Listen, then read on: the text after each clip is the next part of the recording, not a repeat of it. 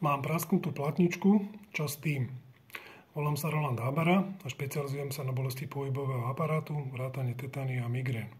Často otázkou, s ktorou sa stretávam, je otázka na poškodenia platničiek, hlavne teda na platničky, ktoré sú závažne poškodené, ľudovo povedané prasknuté.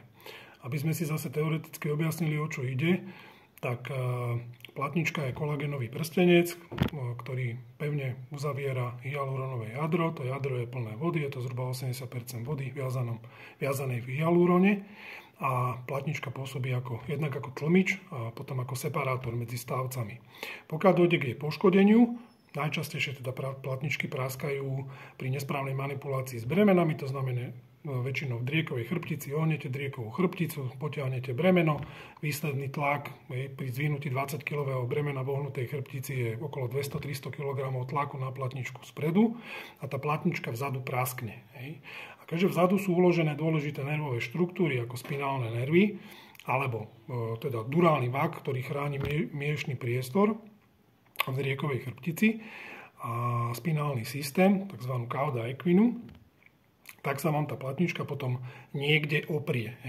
To, čo prasklo, sa vyklenie, platničky sa nevysúvajú, sme si vysvetlili, vyklenie sa to a teraz záleží od toho, ako veľmi je tá platnička poškodená. Čiže nedá sa generálne odpovedať na to, že čo s prasknutou platničkou, pretože záleží od toho, ako masívne je usporiadané to poškodenie, aká je lokalizácia toho poškodenia. To znamená, je rozdiel, či máte platničku prasknutú v L51 a je vytlačená medzi korene a netlačí povedzme na korene priamo, ale zo spodu. Je rozdiel, či máte platničku prasknutú povedzme v mediolaterálnom smere, to znamená, oprie sa vám okamžite o jeden koreň, ktorý zostupuje v L51 väčšinou po zadnej strane nohy. To sú masívne paralizujúce bolesti. Takže forma toho poškodenia potom aj determinuje konzervatívne rehabilitačné možnosti. Nedá sa jednoducho odpovedať na to, že čo s prasknutou platničkou. Všetko záleží od toho, v akom stave je človek, ktorý tú prasknutú platničku má a či je schopný vôbec pohybu, či je schopný rehabilitačného pohybu, či nie je natoľko bolestiach, že je potom nevyhnutná chirurgická intervencia a ďalšie faktory, ktoré k tomu prispievajú.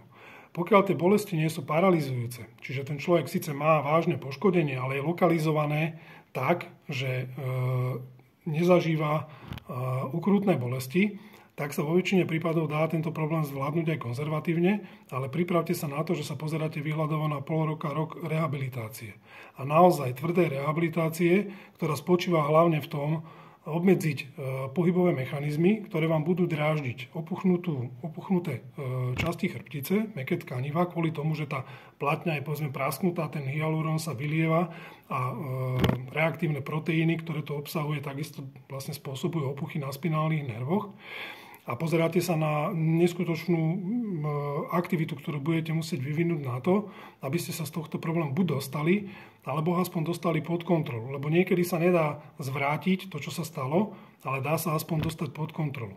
Všetko záleží od mnohých faktorov. Prosím vás, to nie je jednoduchá téma typu prídem k niekomu a on mi niečo napraví. Nikto vám nič nenapraví. V podstate aj to odblokovanie tej chrbtice sa možno v niektorých prípadoch ani nerobí, lebo vám s ničím nepomôže. Ale čo je dôležité, nájsť terapeuta, ktorý vám vysvetlí, ako ste sa do toho problému dostali a zase vysvetlí vám, čo všetko nesmiete robiť, aby ste tú chrbticu ubolenú, utrápenú nedráždili. A potom sa môžeme baviť o nejakom cielenom cvičení a ďalších aktivitách, ktoré vedú k stabilizácii stavu. Je to naozaj veľmi masívna téma a najlepšie je o tom sa porozprávať s niekým, kto tomuto secakra dobre rozumie a na tú cestu vás navedie a bude vás počas nej korigovať. Chce to strašne veľa odvahy, strašne veľa disciplíny a strašne veľa trpezlivosti. A ja vám prajem, aby ste ho našli.